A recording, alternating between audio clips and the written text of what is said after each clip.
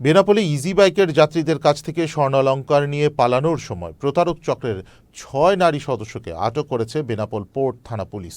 সোমবার দুপুরে বেনাপোল দিঘির পাড় হাই রাস্তার পাশ থেকে তাদেরকে আটক করে। বেনাপোল পোর্ট থানার পুলিশ পরিদর্শক পবিত্র বিশ্বাস জানান, দুপুরে বেনাপোল দিঘির পাড় হাই রাস্তায় ইজি বাইক থামিয়ে গাড়িতে ওঠে ৬ নারী। এ সময় ইজি বাইকে থাকা এক নারীর কাছ থেকে স্বর্ণের চেন ছিনিয়ে নেওয়ার সময় ভিকটিমের ডাক চিৎকারে স্থানীয় জনতা ছুটে এসে তাদেরকে আটক করে। পরে খবর পেয়ে পুলিশ ঘটনাস্থল থেকে তাদেরকে আটক করে থানায় নিয়ে আসে।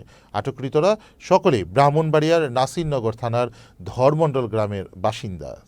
ব্রাহ্মণবাড়িয়া জেলার নাসিরনগর থানার ধরমণ্ডল গ্রামের ৬ জন মহিলা, যারা পেশাদার প্রতারক চক্রের সদস্য। তারা দেশের বিভিন্ন স্থানে চুরি ও ছিনতাই করে বেড়ায়।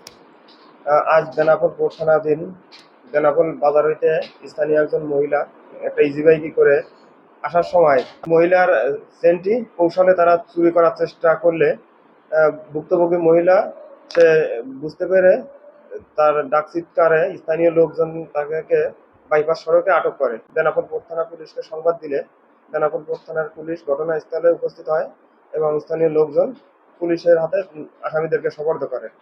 তাদের বিরুদ্ধে থানায় আইনগত প্রক্রিয়া চলমান আছে। আইনগত প্রক্রিয়া শেষে তাদেরকে বিজ্ঞ আদালতে প্রেরণ করা হবে।